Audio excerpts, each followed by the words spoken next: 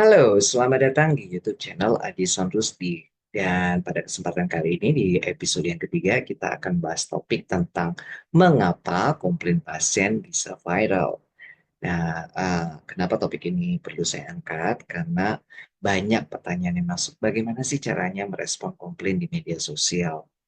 Well, sebelum tahu bagaimana caranya merespon, ada baiknya terlebih dahulu kita tahu mengapa pasien itu bisa komplain di media sosial dan kemudian atas viral. Almarhum John F. Kennedy, mantan Presiden United States, yang menyampaikan bahwa we are not here to cause the darkness, but to light the candle that can guide us through that darkness to safe and sane future.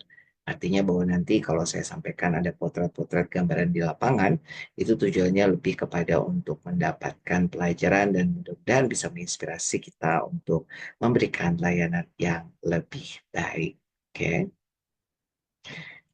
Nah, saya ingin dulu menyampaikan sebuah quote yang bagus banget dari H. Jackson Brown Jr.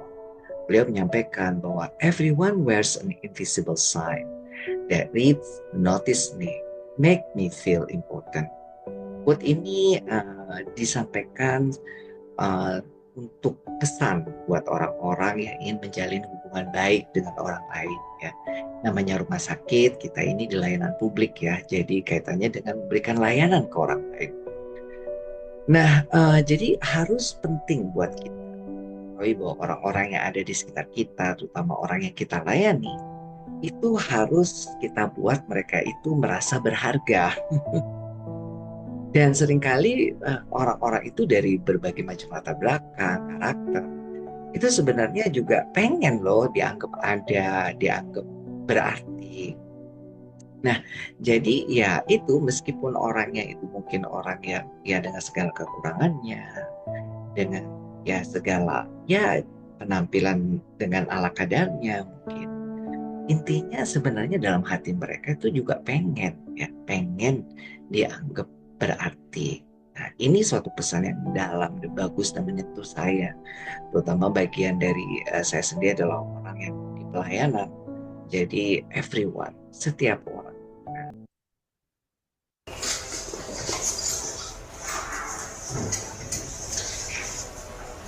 Dia lampu, itu lampu.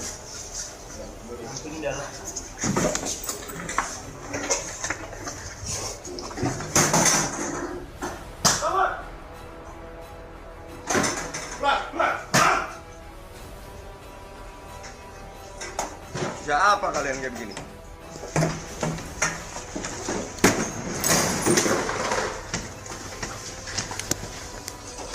Berdiri sini. Di sini. Pak. Pak.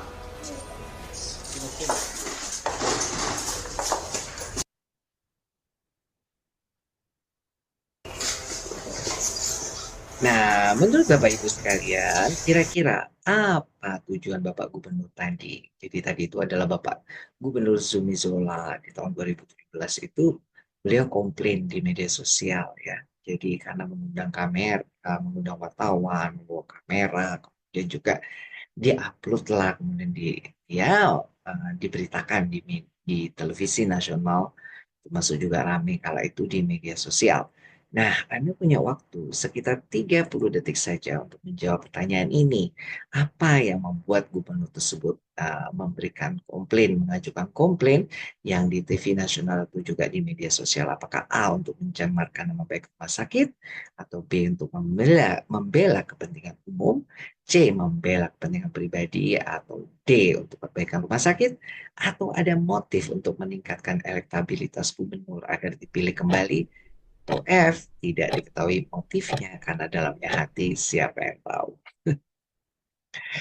Nah, sekali lagi ini juga menjadi salah satu penjelasan bahwa nah ya, jadi seorang gubernur, gubernur berapa sih jumlahnya di Indonesia?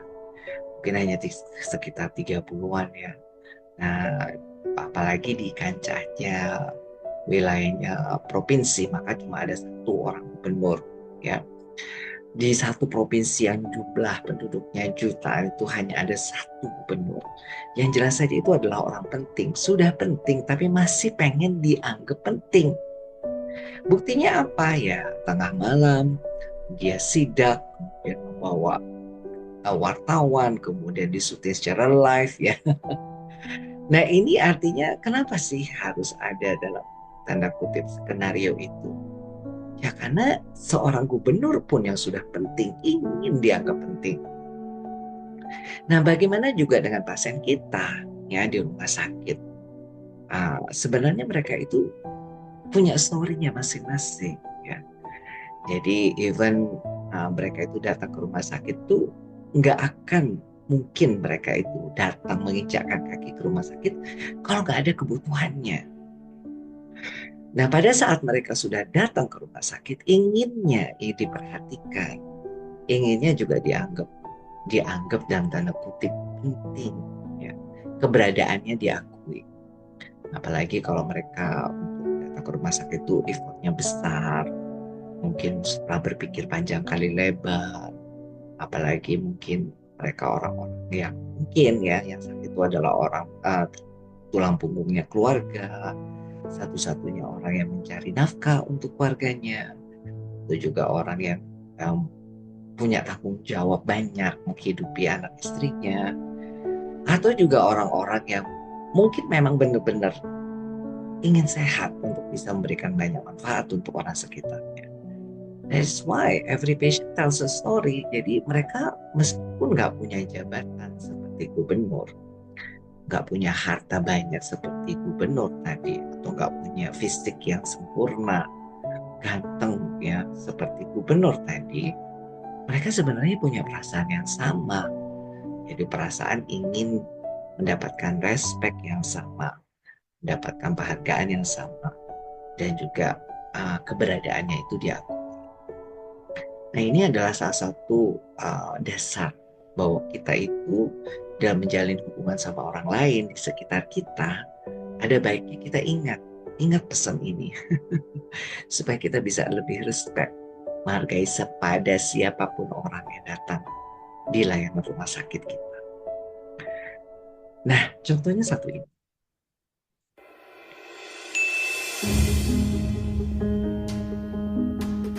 Kejadian menghebohkan kembali terekam layar handphone dan tersebar luas di media sosial. Salah satu kejadian tersebut adalah aksi seorang ibu-ibu yang tengah menggambuk di sebuah kamar rumah sakit di kota Medan. Berdasarkan keterangan, ibu itu terlihat emosi lantaran sang anak diberikan suntikan obat yang salah oleh para perawat rumah sakit. Video tersebut pun juga menunjukkan bahwa sang dokter yang menangani anak ibu itu justru pergi dari kamar tersebut tanpa sepatah kata apapun. Perawat diduga memberikan paracetamol kepada pasien anak tersebut dengan dosis 1000 ml. Padahal dokter meminta perawat memberikan paracetamol dengan dosis 300 ml. Ahli kayak gitu cakapnya. Aku pun bisa jadi suster kayak gitu. Tembakkan aja udah. Maaf ya bu. Teledor aku. Maaf ya bu. Dan aku bilang sama anakku jangan main-main. Nah, tahu kita semua jaga anak kayak mana susahnya. Dapat anak kayak mana susahnya, tahu nggak? Kau udah tahu ya? Hah? Tahu kau rasanya?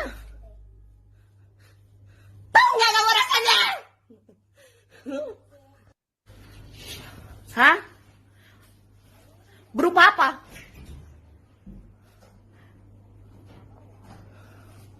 Berupa apa sekarang? Pergi dia. Pergi dokter yang tadi. Siapa nama dokter tadi? Hah? Siapa nama dokter tadi? Alright. Menurut Anda, apa tujuan ibu pasien tersebut komplain di media sosial? Memvideokan, kemudian upload ke media sosial dan viral ya. Bapak Ibu punya waktu 30 detik saja untuk menjawab pertanyaan ini ya. Apakah untuk mencemarkan nama baik rumah sakit, ataukah B, membela kepentingan umum agar tidak terjadi pada orang lain, atau C, membela kepentingan pribadi karena pasien merasa dirugikan akibat salah dosis obat, atau D, untuk perbaikan rumah sakit, atau E, untuk panjat sosial agar terkenal, atau F, tidak diketahui motifnya, di dalamnya hati siapa yang tahu. Ya, Nah, sekali lagi sekarang itu tadi nanti dijawab sendiri ya, karena kita punya asumsi dan opini sendiri akan video tadi yang jelas. Sekarang ini sudah zamannya keterbukaan informasi. Jadi tidak bisa dibendung bahwa saat ini konsumen itu bisa mendapatkan informasi yang lebih baik tentang hak dan juga pilihan terapi, serta mereka itu juga punya harapan yang tinggi terhadap layanan kesehatan yang mereka dapatkan. Jadinya sekarang mereka itu lebih jeli, lebih teliti lagi akan adanya perawatan klinis yang mereka terima. Mereka punya bisa lewat informasi yang mereka baca, kemudian mereka juga dapat informasi dari teman atau keluarganya. Intinya mereka akan cenderung lebih vokal. Nah, apalagi dengan era keterbukaan informasi ini, harapannya sekarang itu mereka bisa minta dukungan loh. Dukungan kepada siapa? Ke media sosial. Supaya orang-orang itu juga bisa melek. Dan kayaknya ini memang benar salah. Kadang orang itu ingin ya, supaya dianggap berarti. Dianggap bisa, keberadaannya itu diakui. Bahwa yang disampaikan itu tidak salah. Keluarnya itu tidak salah, itu mereka meminta dukungannya sekarang di lewat media sosial. Nah, Bapak Ibu masih pernah ingat ya dulu waktu zamannya rame-ramenya ya Lampung, Provinsi Lampung yang dikritik oleh seorang pemuda namanya Bima ya. Usianya relatif muda, usia 20 tahunan. Dia mengkritik dengan cara yang bagus ya presentasinya seputar Provinsi Lampung yang dianggapnya pemerintah daerahnya itu kurang kurang keren kerjanya. Ya dengan alasan ini itu dan salah satunya adalah permasalahan jalannya yang tidak standar, kemudian banyak yang rusak dan kemudian ya dan tanda kutip bikin masyarakat di situ tuh nggak suka, gemas gitu ya. Nah ternyata setelah dikritik dan viral dan kemudian nasional jadi isu nasional, akhirnya jalannya itu langsung diaspal. Nah ini beberapa bukti menunjukkan ini loh setelah dikritik akhirnya diaspal. Nah kayak gini ini bisa menular loh. Jadi juga sekaligus menginspirasi, makanya disebut fenomena Bima Effect. Di mana gara-gara menonton video ini ya bisa jadi menginspirasi netizen-netizen ya penikmat media sosial itu akhirnya bisa meniru oh sekarang. Jadi kalau misalnya kita nggak viralkan itu mungkin nggak akan ada keadilan sehingga akhirnya muncul meme ya meme bahwa undang-undang tertinggi yang bisa menggugah orang-orang itu jadi melek ya jadi misalnya berbuat turun ke jalan kemudian untuk akhirnya bisa melakukan perbaikan atau perubahan itu ternyata ya bukan masalah undang-undang yang dibuat oleh pemerintah kita tapi yaitu masalah viralnya ya. Jadi keviralan ini hukum tertinggi jadinya. Ini adalah meme ya yang saya dapatkan di internet. Jadi ya ini karena sekarang ini orang-orang udah menganggapnya bahwa kalau nggak viral maka nggak akan ada keadilan. Sebab oleh karena itu bahkan ini sudah ada di TV nasional ya, sudah dibikinkan acara khusus dan mendapatkan platform oleh pengacara yang terkenal ya dengan judul No Viral No Justice. Nah, juga para anggota dewan itu bahkan bilang ya, citra penegak hukum tentang no viral no justice ini harus segera diperbaiki. Karena memang seperti ini, banyak masyarakat beranggapan kalau nggak viral, maka nggak akan ada keadilan. Nah, oleh karena itu saya kembali mengingatkan kita semua sebagai pelayan kesehatan ya, kalau kita ingin nggak viral, komplain-komplain pasien itu nggak viral, maka mau nggak mau ya kita juga harus refleksi diri. Jangan-jangan juga karena citra layanan publik seperti termasuk rumah sakit ini juga harus diperbaiki. Jangan nunggu mereka cari bantuan atau minta pertolongan ke media sosial dulu baru akan ada perubahan. Jadi kalau bisa begitu mereka komplain atau mereka mengajukan keberatan dan perlu perbaikan secepatnya, ada respon yang cepat dan tepat ya, respon cepat dan tepat. Sehingga akhirnya tidak sampai naik ke media sosial dan kemudian diviralkan. Jadi sekali lagi ini juga jadi tantangan buat kita ya. Oleh karenanya saya selalu menyampaikan kepada rekan-rekan mengatakan bahwa sebenarnya ya, tidak mungkin, sangat tidak mungkin untuk mencegah pasien kita itu untuk menyampaikan keluhannya di media sosial. Jadi kayaknya nggak mungkin untuk mencegah pasien kita itu menyampaikan keluhannya di media sosial. Ya, jadi oleh karena itu kita harus harus siap. Nah, mungkin kita bisa mengurangi, tapi tidak mungkin mencegah. Materi singkat kali ini mudah-mudahan bisa menjawab ya, kenapa pasien komplain itu bisa sampai diangkat ke media sosial dan kemudian viral. Dan mudah-mudahan kita sama-sama siap, karena memang kita mungkin hanya bisa mengurangi, tapi tak mungkin mencegahnya. Terima kasih, dan sampai ketemu di topik berikutnya. Wassalam.